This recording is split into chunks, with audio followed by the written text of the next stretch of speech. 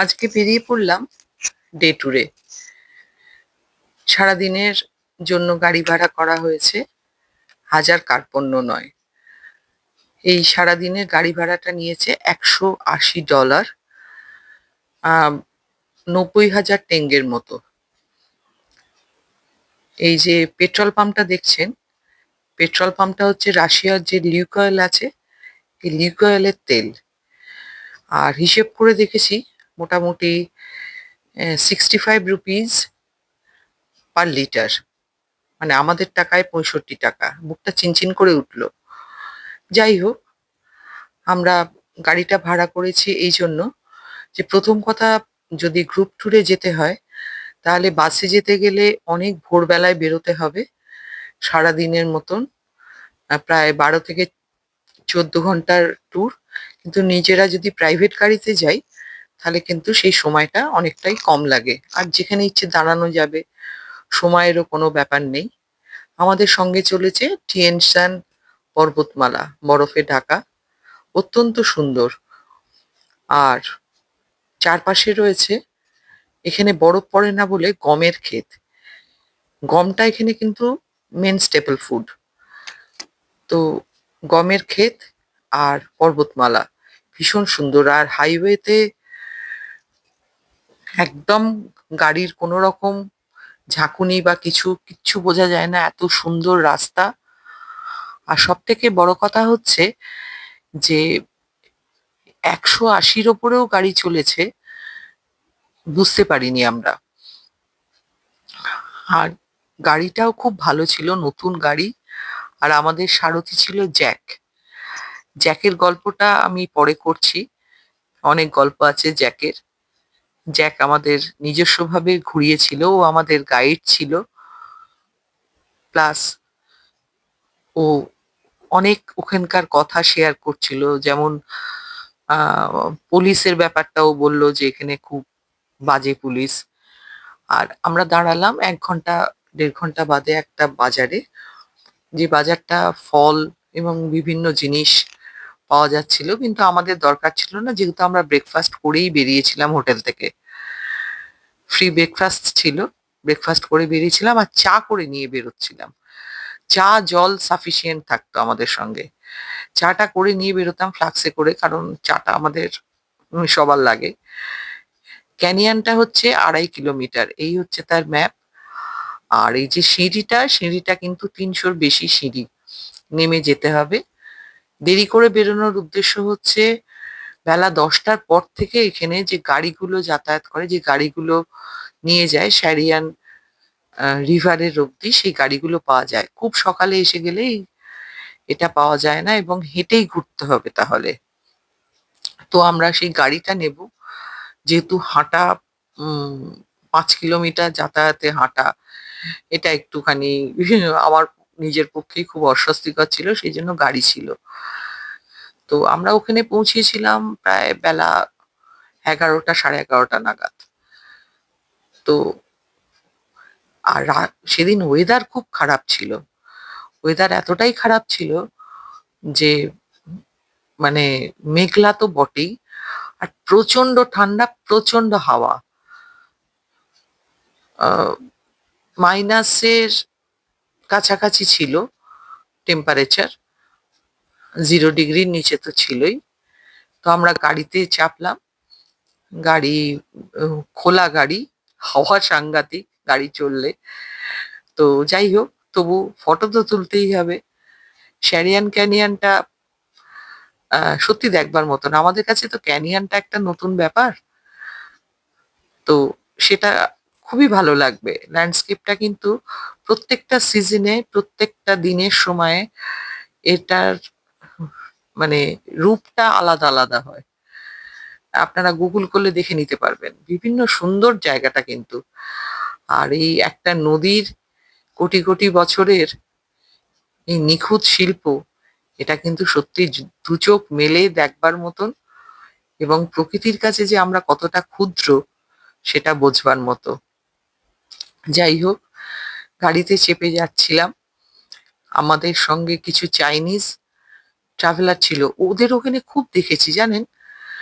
এবং ওরা একটা গাইড নিয়েছিল, যে ওদের বোঝাচ্ছিল এবং ইংলিশে বলার জন্য আমরা বুঝতে পারছিলাম। এখানে বিভিন্ন ল্যান্ডস্কেপকে বিভিন্ন ভাবে ওরা আহ, বলছিল, যেটা হচ্ছে আহ, কিছু কিছু জায়গায় যে এমন ধরনের ল্যান্ডস্কেপ রয়েছে যেটাকে ওরা কিন্তু ঈশ্বরের সঙ্গে প্রায় তুলনা করছিল। আর যে হাফ ইগলুর মতন ঘরগুলো, এটা হচ্ছে যারা হেঁটে যাবে তারা একটু রেস্ট নেওয়ার জন্য। কোনো জলের ব্যবস্থা নেই, একদম শ্যারিয়ানের কাছে গিয়ে একটা টয়লেট আছে, কিন্তু জলের কোনো ব্যবস্থা নেই। আর এই যে উম, এটা গাড়িটা খোলা থাকার জন্য মানে এত সুন্দর উপভোগ করা যাচ্ছে 360 ডিগ্রিতে, মানে কি বলবো। গাড়িটা পারলে অ্যাভেল করবেন আপনারা, এমন কিছু না। যাওয়া হচ্ছে 900 টেঙ্গে, ফেরা হচ্ছে 900 টেঙ্গে, মানে 1800 টেঙ্গে পার পার্সন। আর টিকিটটা আপনাকে আগে কাটতে হবে না, আপনি গাড়িতে উঠে প্রথমে চলে যাবেন, গিয়ে যখন পৌঁছবেন তখন 2 পিঠে টিকিট কাটতে পারেন। আপনি ইচ্ছে করলেন 1 পিঠ হেঁটে 1 পিঠ গাড়িতে, সেটাও করতে পারেন, সেটাতেও অসুবিধে নেই, সেই মতন টিকিট কাটবেন। ওটের মাথায় 1 পিঠের হচ্ছে 900 টেঙ্গে। আর এই যে এখানে দাঁড়িয়েছে, এটা গাইড বোঝাচ্ছিল, এখানে একটা গম্বুজের মতন স্ট্রাকচার আছে, এটাকে ওরা ঈশ্বর হিসেবে পুজো করে। না কোনো ফুল বেলপাতা বা কিছুর ব্যাপার নেই, কিন্তু ঈশ্বরের মতো দেখে, মানে এগুলো একটা তো ন্যাচারাল শিল্প, হয়তো ঈশ্বরের সঙ্গে তুলনা করছে। তো যাই হোক, এরকম বহু জায়গায় ওরা কিন্তু দেখিয়েছে যে এটা ওরা ঈশ্বরের সঙ্গে তুলনা করে, এটা এটার সঙ্গে ওরা সামঞ্জস্য করে। ওই গাইডরা চাইনিজ ট্রাভেলারদের বোঝাচ্ছিল, সেই থেকে বুঝেছি। এত সুন্দর ল্যান্ডস্কেপ, এত সুন্দর প্রাকৃতিক সৌন্দর্য, নিজেদের বড্ড ক্ষুদ্র মনে হয়।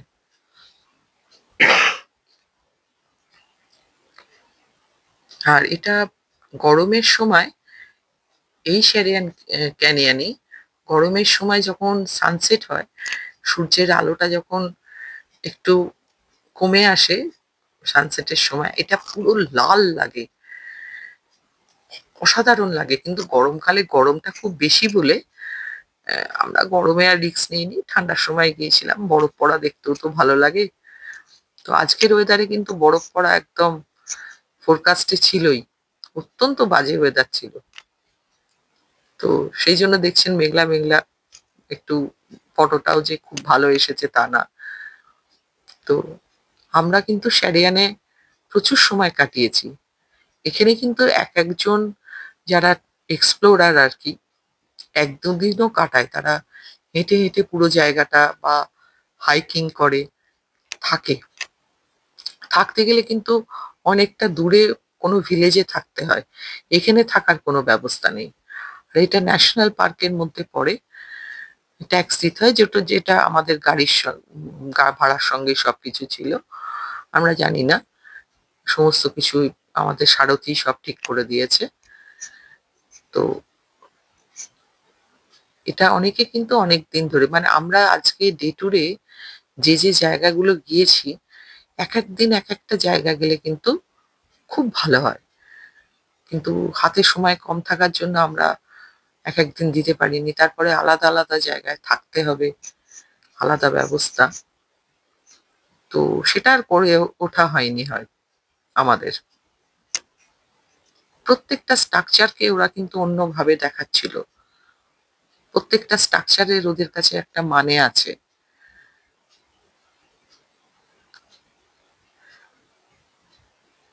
কি অপূর্ব, তাই না?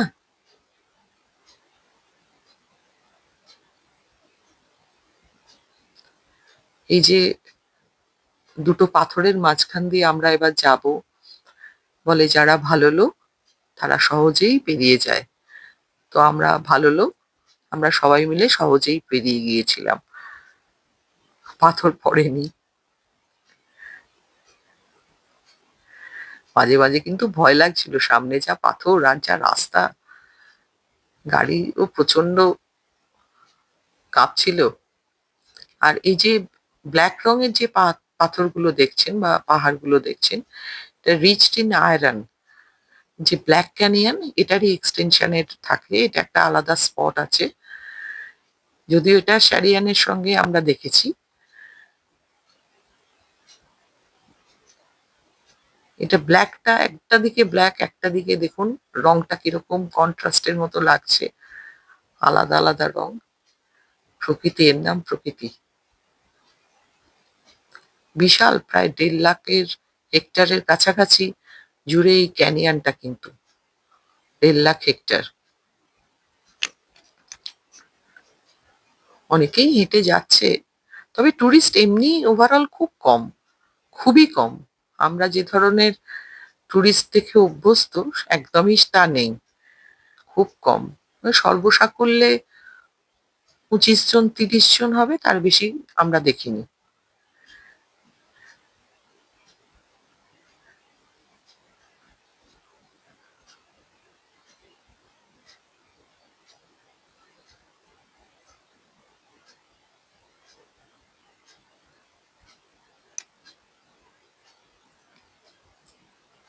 আমরা প্রায় পৌঁছে এসেছি।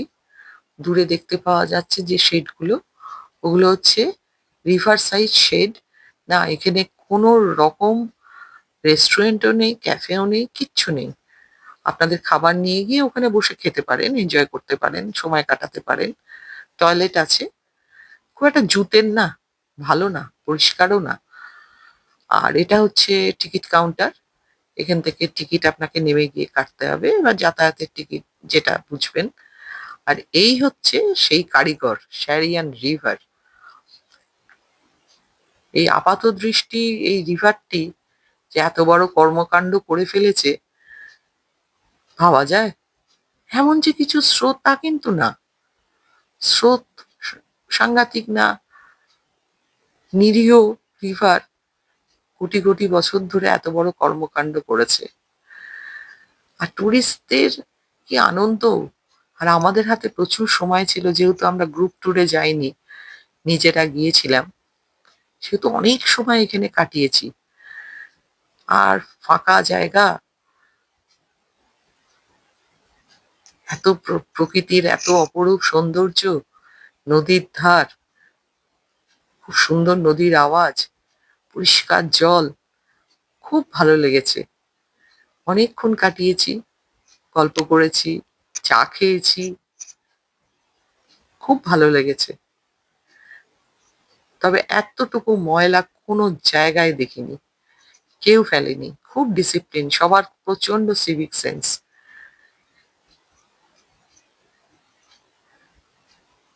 নদীর ধার বরাবর হেঁটে গিয়েছি যতটা পেরেছি, খুব ভালো লাগবে। আপনারা কিন্তু অবশ্যই আসবেন, এই জায়গা কিন্তু অবশ্যই আপনারা ভিজিট করবেন, মিস করবেন না। সেই গ্রুপেও আসতে পারেন, গাড়ি ভাড়া করেও আসতে পারেন।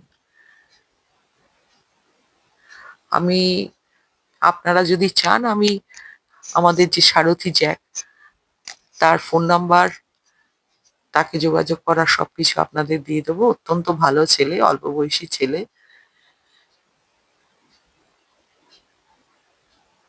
আপনারা যোগাযোগ করে যেতে পারেন। আমি কিন্তু কলকাতা থেকে যোগাযোগ করেই গিয়েছিলাম, এবং খুব অনেস্ট।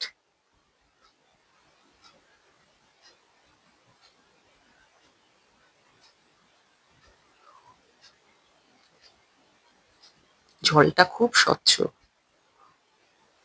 খুব গভীর যে সেটাও কিন্তু না, বোঝা যাচ্ছে না। হয়তো শীতকাল বলে। টিয়েনসান মাউন্টেন রেঞ্জের কোনো একটা গ্লেশিয়ার থেকে এটা উৎপন্ন হয়েছে। জলটা সাংঘাতিক ঠান্ডা।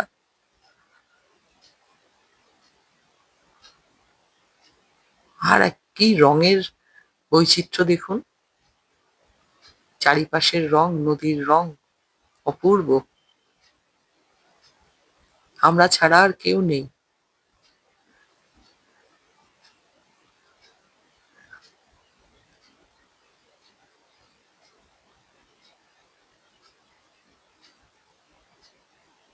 এই চারপাশে বসার জায়গায় কিছু জন আছে, বাসের জন্য ওয়েট করছিলেন। আমাদের সঙ্গে দুজন গিয়েছিলেন, সাউথ ইন্ডিয়ার দুটি ছেলে, অল্প বয়সী, শ্রীনাথ আর আনোয়ার।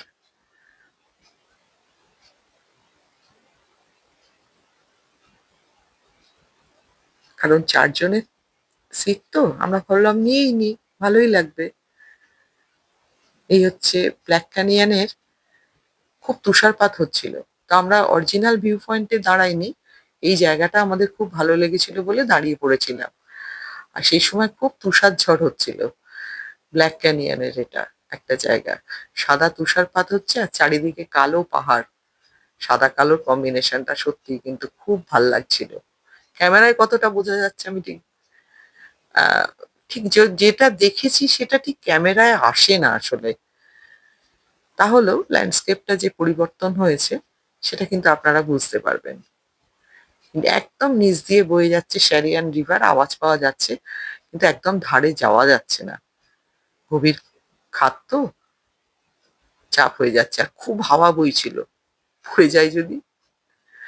সবাই খুব আনন্দ করছিল আর বরফপাত হচ্ছে, এরকম ফাঁকা জায়গা, আমরা এই কজনে রয়েছি।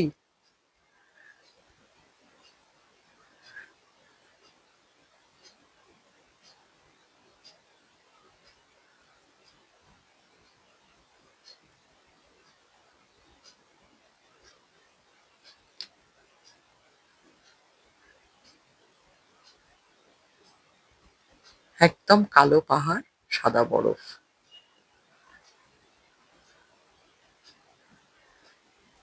এরপরেই আমরা রাস্তায় দেখেছিলাম ভেড়ার পাল, একজন ঘোড়সাওয়ার পাহারা দিয়ে প্রায় কিছু না হলেও 600-700 ভেড়াকে নিয়ে যাচ্ছে। এটা কিন্তু আমি অনেক সময় অনেক জায়গায় দেখেছি রাস্তায়। আর এটা হচ্ছে এই আমাদের সারথি জ্যাকের গ্রাম, খুদ গ্রাম। ও আমাদেরকে নিয়ে গেল সাথীতে না গিয়ে, আমরা খুদে গিয়েছিলাম। সাথীর ওপর দিয়েই গিয়েছি কিন্তু সাথীতে দাঁড়াইনি। গ্রাম দেখতে গেলে ও বলল এই গ্রামটা চলো, আমার বাড়ি আছে এখানে, বাড়িতেও নিয়ে গিয়েছিল, চলো আর দেখবে চলো কিরকম গ্রাম তুমি দেখতে চেয়েছো, চলো তোমাকে গ্রাম দেখিয়ে নিয়ে আসি, এখানকার গ্রাম কিরকম। ইলেকট্রিসিটির কোনো অসুবিধে নেই, এত হার্শ ওয়েদারও ইলেকট্রিসিটি অব্যাহত রয়েছে। আর রাস্তাঘাটও অত্যন্ত ভালো, ফাঁকা জায়গা। এরা কিন্তু মানে এই জ্যাকের পরিবার সবাই একসঙ্গে থাকে। এরা 2 ভাই, বাবা মা। আর উম এরা হচ্ছে পশুপালন করে, তারপরে ট্র্যাক্টর আছে, জমি চাষ করে, গম উৎপন্ন করে, প্লাস মাংস, ওদের খামার আছে। সব আমাদের ঘুরিয়ে ঘুরিয়ে দেখিয়েছিল, কিন্তু ভিডিও করতে খুব ঠিক পারমিশন দেয়নি বলে আমি আর করিনি। তা যাই হোক, কিন্তু অত্যন্ত ভালো লেগেছিল, এটা একটা আমাদের কাছে উপরি পাওনা। আর এই গ্রামের মধ্যেই রয়েছে কিন্তু হসপিটাল, স্কুল, কলেজ, সবকিছু। গ্রামের যে গ্রাম এখানে, একটা একটা গ্রামের দূরত্ব হয়তো দূরে দূরে, কিন্তু যে গ্রাম যেখানে আছে সেই গ্রামের মধ্যে কিন্তু সবকিছু আছে। এই যে নীল বিল্ডিংটা রয়েছে, এটা কিন্তু এটা হসপিটাল। এই গ্রামের মানুষেরাই এই হসপিটালে সুযোগ সুবিধা নেয়। সব কিন্তু কাঠের। আর এটা হচ্ছে ইউনিভার্সিটি কাম স্কুল। এখানে স্কুলেই পড়ে এবং ইউনিভার্সিটিতে পড়তে পারবে। সবটাই কিন্তু গভর্নমেন্টের, প্রাইভেট বলে ওখানে কিন্তু কিচ্ছু নেই, সবকিছু গভর্নমেন্টের। আর প্রত্যেকটা বাড়ি কাঠের, সব নাম্বার দেয়া দেয়া। এবং খুব বেশি বাড়িও যে রয়েছে তা না, জনসংখ্যা যথেষ্ট কম, যথেষ্ট কম। আমরা তো চিন্তাই করতে পারি না এত জনসংখ্যা কম। তো ও আমাদের ওদের বাড়ির সামনে নিয়ে গিয়েছিল, এই ওদের গাড়ি, ট্র্যাক্টর, ওরা বিভিন্ন পশুদের যে খাবার দাবার সব স্ট্যাক করে রেখেছে, পুরো জায়গাটাই হচ্ছে ওদের প্রিভিলেজই বলা যেতে পারে। তো আমাদের সব ঘুরিয়ে ঘুরিয়ে দেখিয়েছিল, অনেকক্ষণ সময় কাটিয়েছিলাম। এটা ওদের বাড়ির এন্ট্রেন্স, সব কাঠের তৈরি। এই হচ্ছে আমাদেরকে তার মায়ের হাতের তৈরি টিফিন দিয়েছিল। মা তো আমাদের আমাদের সঙ্গে আলাপ করিয়ে দিয়েছিল এবং আমি ওনার পারমিশন নিয়ে অনেক কষ্টে জ্যাককে বলে বুঝিয়ে তারপরে ওনার ছবি তুলেছি। আমিও কথা বললাম, এত ভালো না, জ্যাক ইন্টারপ্রেট করে দিচ্ছিল। বললো খুব ভালো থাকি আমরা এখানে, আমাদের কোনো চিন্তা নেই।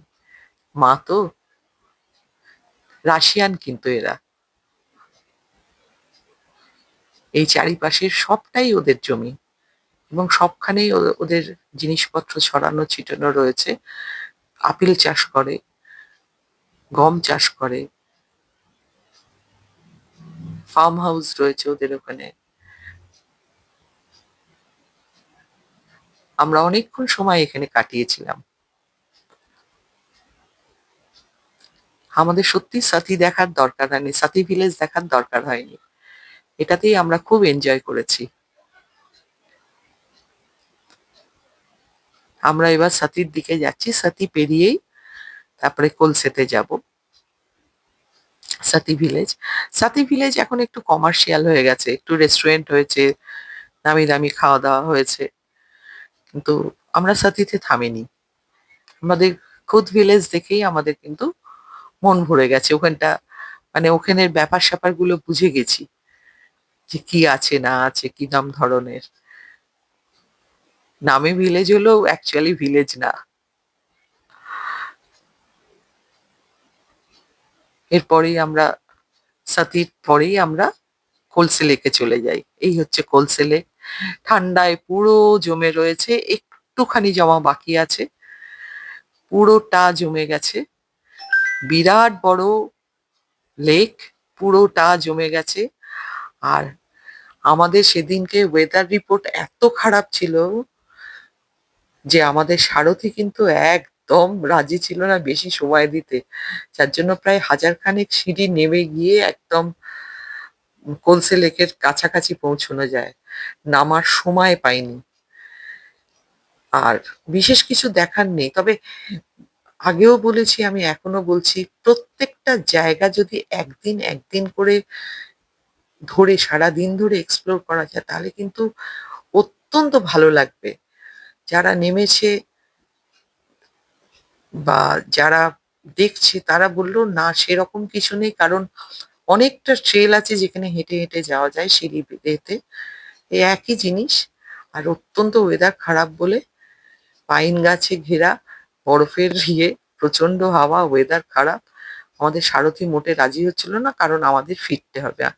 যারা এখানে থাকছে কোলসে লেকের আশেপাশে প্রচুর স্টে আছে, যারা থাকছে তারা কিন্তু এখানে অনেক সময় দিতে পারে, তারা নামছে, নিচে রেস্টুরেন্ট আছে একটা, এমনি ওপরেও রেস্টুরেন্ট আছে, টয়লেট আছে, অত্যন্ত ময়লা। তো যাই হোক, তো আমরা বেশি সময় দিতে পারিনি, ঘন্টাখানেক ঘন্টা দেড়েক এখানে ছিলাম, তাও মন ভরে গেছে। আর প্রচন্ড ঠান্ডা লেগেছে। আমরা ডিনার করেছিলাম এই জায়গায়, আর ফেরত আসার সময় হয়েছিল তুষার ঝড়, ফোরকাস্ট ঠিকই ছিল।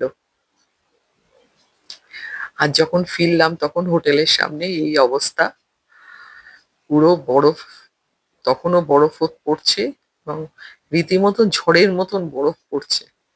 ভালো লাগছিল, খুব কম দেখা আছে তো জীবনে এসবগুলো, ভালো লেগেছিল খুব। আর এই হলাম আমরা কজন।